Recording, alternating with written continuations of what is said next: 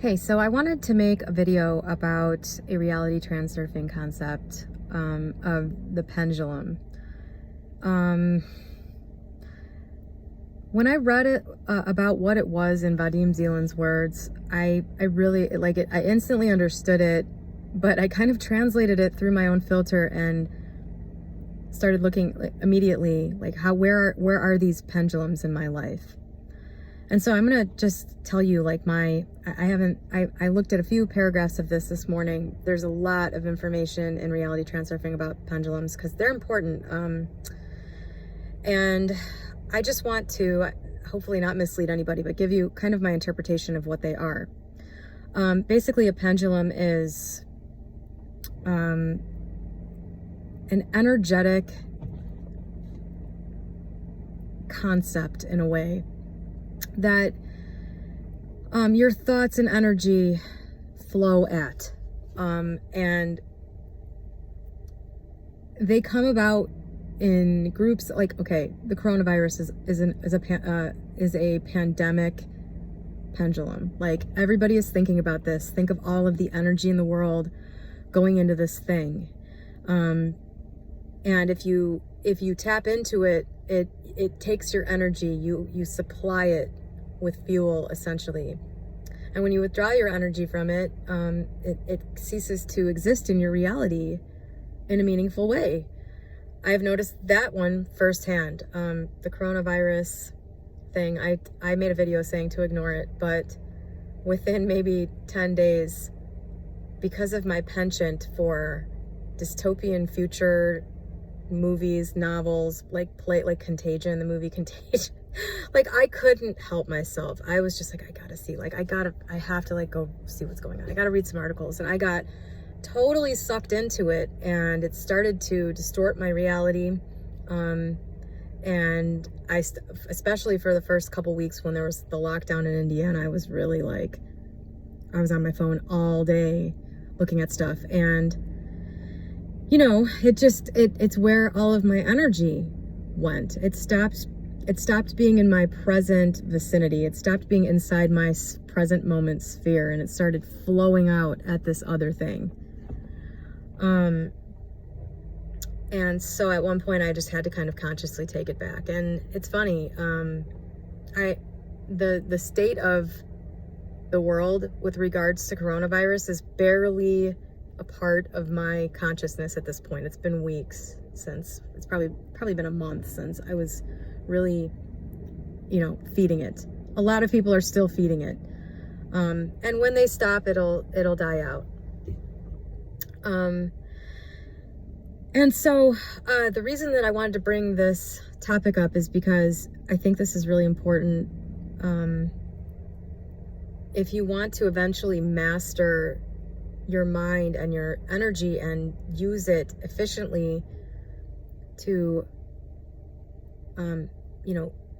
select things, create things, essentially bend your reality to look the way you want it to, and other things, and to self-actualize eventually, I think you have to understand this thing first and foremost, because for me, it's key in categorizing what's happening with my energy and my thoughts. Sometimes your thoughts are just all over the place, but often your mind is on a thing. It's on an event. Like, the energy flow is not here in this moment. It's not being directed at creating something. You're not in the creative plane directing your energy, focusing it intentionally on something. It's just going somewhere. Sports are a pendulum. People get, think about how people get fanatic about sports. Like, sports are a huge pendulum. And dramas between you and other people are pendulums. Like, there's Steve, right? Steve's a person. And then there's the Steve pendulum, where my thought energy goes. I've often caught myself over the last few months, having a lot of my thoughts going into something about him. And I would catch myself and say, this is the Steve pendulum, and just withdraw your energy, that's the idea, is to become aware of it so that you can stop feeding it. If you think of these things as, you know, energetic leeches that are they're just there to suck from you. They're not there to give anything to you. You don't get anything out of it. It's like this energetic thing that exists until you figure it out and stop allowing it to be a part of your existence. I don't know if you can fully do that, but I've been pretty cognizant of this since reading about it. Because, you know, there are a couple big areas of my life where all of my thought energy was going there. Prior to really coming back to this conscious creation, intentional stuff, prior to reading all of Neville Goddard's stuff in December, so much of my mental energy went into the I'm about to be 40. I have not found my life partner, and it's too late, and I am going to be alone, essentially. Like, all of this energy was going towards that. I would say, like, I don't know, like 90% of my energy. Before I got my body in shape, like 90% of my energy was flowing at the I need to lose weight pendulum. When am I gonna, you know, it's like I lived there mentally. And I think these things often, like the place that you're directing your energy, often is automatic, and it's based on beliefs, right? So if my fear, my belief is that I'm going to be alone and that that's not okay, I know there's a lot of layers to peel back there. But it basically comes down to the one underlying fear of being alone at the heart of it. And addressing that, I think, can help you to just not give your energy to the pendulum. But when you realize you are doing it, you can stop. You can stop just like that by having this recognition of what's happening. So I wanted to make this because I experienced this last night. I made a video last night about what's been going on in my life, and after I made it, I was laying there and I thought, wow, like the two relationships in my life that took up like almost all of my human relationship energy, Steve and Jean, my ex, those are gone. They're both gone. I mean, they're gone. Like, they're essentially not present right now. And I don't know that they will be again.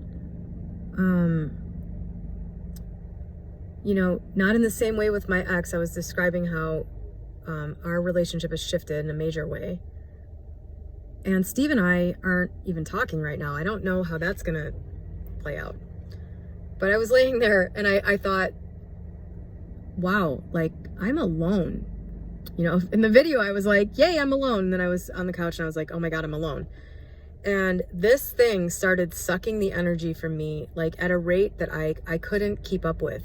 I am really, really lucky that I have a text friend that I actually met through this YouTube channel like a month ago, in California. And he just happened to be there at the exact right moment and he basically said, stop it. I started in with, I'm like, I'm totally alone. This is crazy. You know, I started like talking about it. I was freaking out. Like the pendulum, you know what I mean? Like, it started when I made the video and said that, and then it just started. And by the time I was talking to my friend, this was just like, it was getting out of control. And it was, I was energetically, it was like something was sucking the life out of me. I don't experience that very often, but I experience it with the I am alone pendulum a lot. That I should say, when I experience it, it's that usually. And